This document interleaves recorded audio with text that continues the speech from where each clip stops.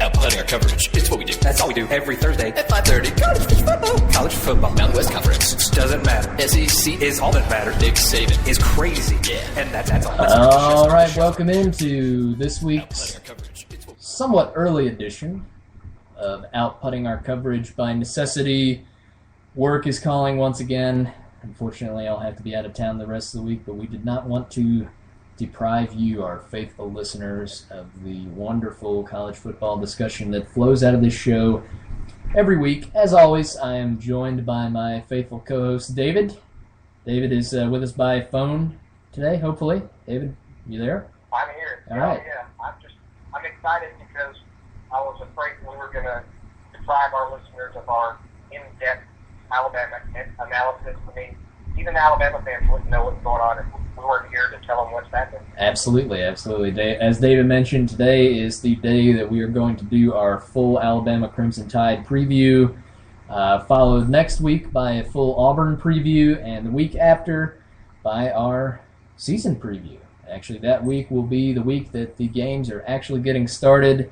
We'll try to predict maybe some conference champions, let you know what to expect from week one. So, boys and girls, the season is basically here, but that does not mean that we don't still have football scandals to deal with.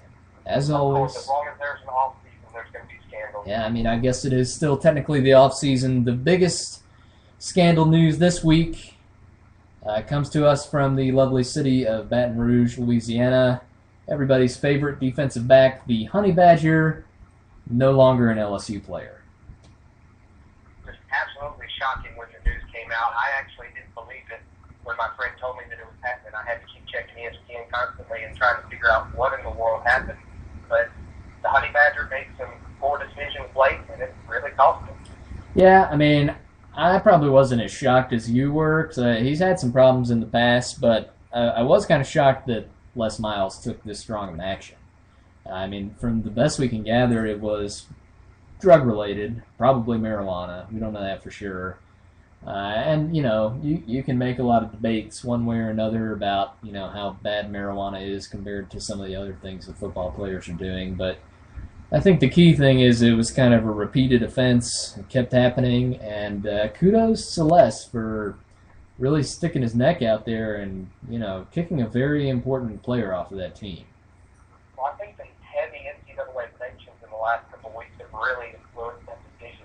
Coaches aren't playing around anymore, and whether or not marijuana is harmful for players, it's an illegal substance, and there are rules against it. So, I mean, it doesn't matter if root beer was a banned substance. If it is, then you don't need to mess with it.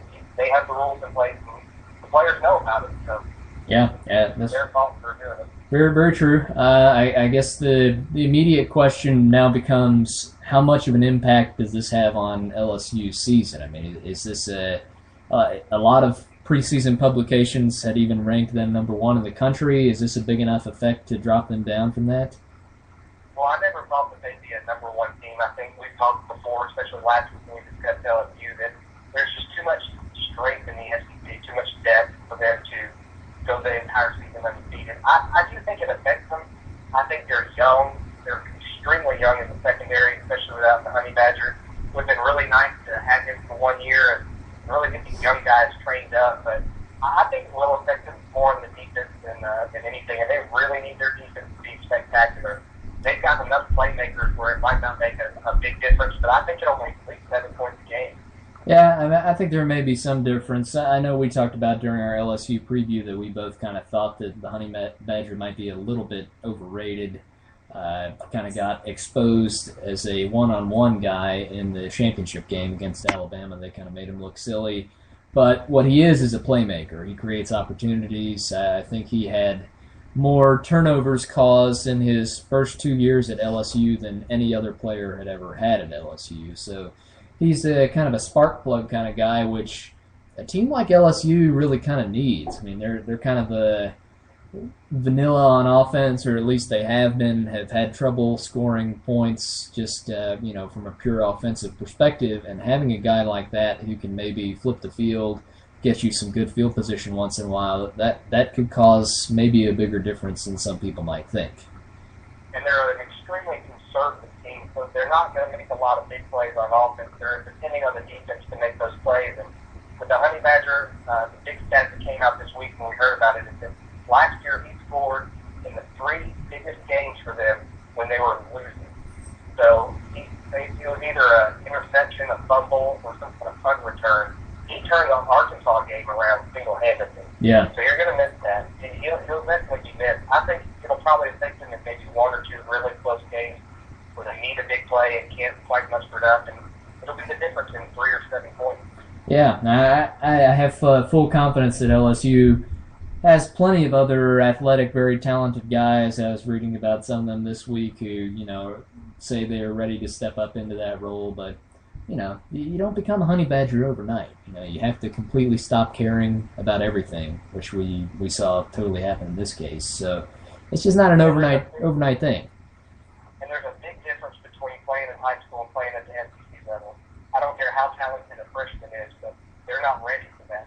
Right. 1 year coming out of high school, they're just not ready to play in this. Yep. So possibly the last shocking piece of news before the season, maybe not, at the rate things seem to be going this year. I don't know. David, over under 2 more arrests, major arrests / kids getting kicked off of SEC teams before the first game. If the number is 2, I'll say over just because Really? There's several players for Georgia that are still being investigated. A couple of people have suspected 2 or 3 players at Texas A&M who've gotten in some trouble. I would just say, okay, maybe closer to the 2 mark, but maybe 3 by the beginning of the season. I thought for a second there you were going to say over 2 because there are a couple of players who are still on the team at Georgia. That's why I thought you were going with that. But Okay, yeah. You're a little classier than I am, I guess. But Yeah, I scared them a little bit. Now, did you hear where the Honey Badgers actually considering sitting out this year and coming back to LSU in 2013? Yeah, I haven't been able to kind of get any definitive word on whether he's actually even allowed to do that or not, whether he is permanently ineligible at LSU. I guess the deal is that if he's ineligible at LSU for this season, not only can he not play at any Division I school, but he would not be able to transfer to a Division II school like UNA or Alabama State or any of those either. He would have to go to like a NAIA school, which is... Right, he was looking at Jackson State, was one of them, McNeese State, I think were the 2 that he was looking at. So, I don't know. I mean, I guess it kind of depends on what his goals are. I think if he wants to go to the NFL, he could go play at a McNeese State this year and probably still be a second-round pick. But, That's right. I don't know. Maybe he wants to come back, win another championship. Who knows? Was it Janoris Jenkins from Florida who ended up going to UNA and getting drafted in the second round this Yes, year? it was. Yeah, he. But of course, UNA may be taking a different strategy now that Terry Bowden is gone. That was kind of his MO there, was bringing in washouts, and they have some guy I haven't heard of now at UNA, so he might not be doing that anymore. I don't know. Be smart. Smart to keep doing it. But anyway, so significant blow for LSU this week. A couple other scandals going on in the young football player world. Word came out, I guess it was last Friday, that Auburn's newest running back, not a commit, he's actually on the team, a true freshman, Javon Robinson, a guy who was kind of expected to fill the load. Auburn fans were excited about him, despite the fact that the running back commit that most Auburn fans really wanted was T.J. Yeldon, who ended up switching his commitment to Alabama at the last minute, is part of Alabama's team now. So Auburn fans were kind of excited to get Javon Robinson, not as a consolation prize, but they had a lot of high hopes for him as well. Out of a high school in Memphis, word came out on Friday that a counselor at his high school had resigned after admitting to changing a grade on a student-athlete's transcript. It has not been directly confirmed by the counselor that athlete is Javon Robinson, but it pretty much has been confirmed that that's the case. The big questions now would be, why was that grade changed? Did it have much of an effect on whether or not he would have qualified? And also, did any money change hands to make this happen? David, your thoughts on how big of a deal this might be? Oh, this would be huge. The falsification of records is a big deal anyway for the NCAA. In the past, if you look at their track record, they don't play with this kind of thing. They get very serious very quickly. This could be another suspension before the year starts. If it comes out that, even if money didn't change hands, if it comes out that they falsified the record for any reason, then there could be some serious sanctions handed down. Not necessarily to Auburn, but to this recruit. Right. I think he'd probably be the first one out of the three to get tossed out. That would happen pretty quickly if they find out that was the case. Yeah, I personally, from what I've seen, it wouldn't surprise me if he never plays for Auburn. I doubt very seriously that much is going to come of this from Auburn's perspective, just because I think that anyone associated with Auburn would have to be colossally stupid to make any payments or have any type of coercion for this sort of thing to have occurred, especially in the wake of everything that happened with Cam Newton and all of these other things that have been running around. I mean, you'd have to be really stupid to be doing things like this. I'm not saying that it's impossible, but, as an Auburn person, I would be very, very disappointed and frankly shocked to find out about that. But at the same time, I think it's very unlikely that Javon Robinson will ever play for Auburn, just like the same way I felt about Zeke Pike. Kind of different situations, but it's interesting to see how things like this still happen. I mean, this isn't the first time that this type of scenario has occurred. I mean, I know there have been some Alabama players that this type of thing has occurred. I mean, this kind of thing goes on everywhere. It's just, I don't know, maybe it's kind of rare to get caught. I don't know. Your thoughts on that? Well, the likelihood, this happens all the time, all over the country, but we only hear about it maybe 2 or 3 times every couple of years. So any of the boosters, they're greedy. They help the team financially in any way that they can to try to make a winning team. And a lot of these guys get greedy.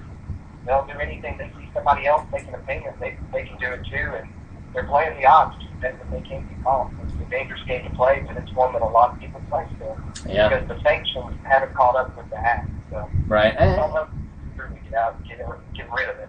And when you look at the whole sanctions idea, and you look at a team like USC, which, they did a very bad thing with Reggie Bush and all the money that was flying around out there, not nearly on the same level as what happened at Penn State. That has really put things in perspective. But USC did some pretty bad stuff football-wise.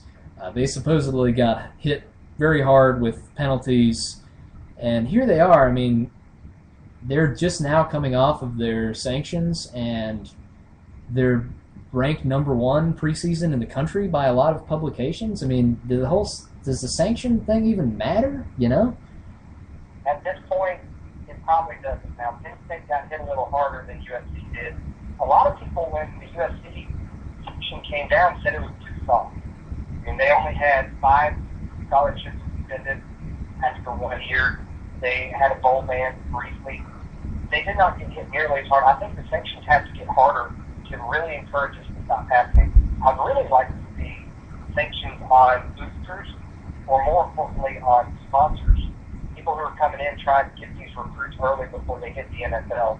They're really the problem in the college ranks. So it'd be nice to see them lose their license or lose their privilege if they get caught doing something illegal like this. Yeah, and I think... Go ahead. Right now, the university is the only place that pays for it. And until you punish the people who are involved, they'll never stop. Yeah, and I know we've talked about this on the show before, too. The penalties would do well to become more monetarily based. That was one of the things that they worked into the Penn State penalties. I believe is a $60,000 penalty. About $60 million. Yeah, what $60 million? Yeah, excuse me. That's where you got to hit these schools. The money